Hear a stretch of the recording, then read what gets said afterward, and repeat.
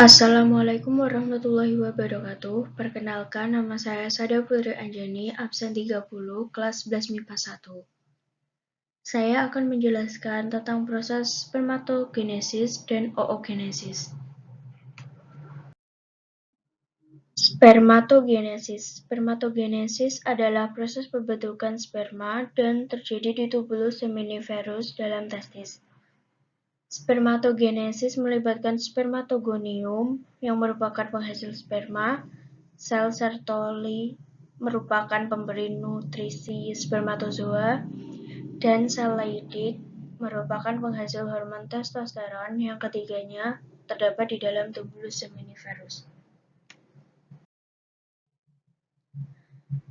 Tahapan spermatogenesis.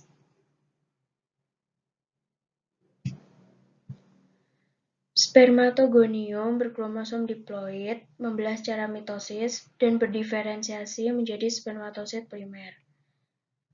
Spermatosit primer membelah secara meiosis pada meiosis 1, membentuk dua spermatosit sekunder bersifat haploid.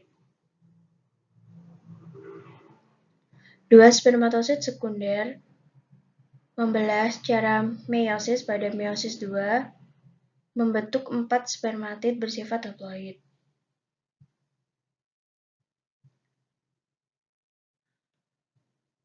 Masing-masing spermatid bersifat haploid akan berdiferensiasi menjadi sperma bersifat haploid.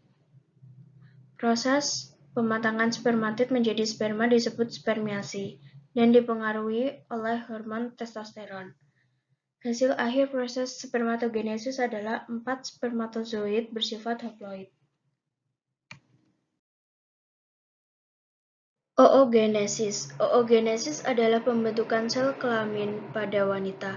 Oogenesis terjadi di dalam ovarium. Oogenesis dimulai saat kehidupan janin sebelum lahir, setelah lahir, masa pubertas, hingga masa produktif sebelum menopause. Berikut adalah tahapan oogenesis. Oogonium bersifat diploid mengalami pembelahan mitosis, membentuk oosit primer bersifat diploid. Oosit primer berada dalam keadaan istirahat sampai anak perempuan mengalami masa puber.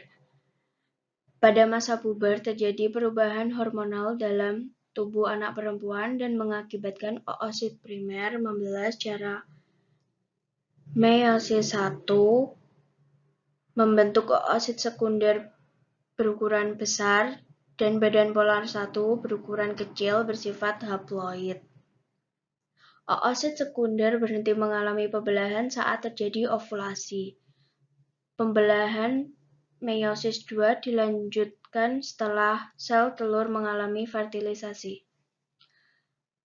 Pembelahan meiosis 2, oosit sekunder menghasilkan ootid bersifat haploid dan badan polar 2 bersifat haploid. Ootid akan berkembang menjadi ovum bersifat haploid yang matang dan badan 2 mengalami degenerasi.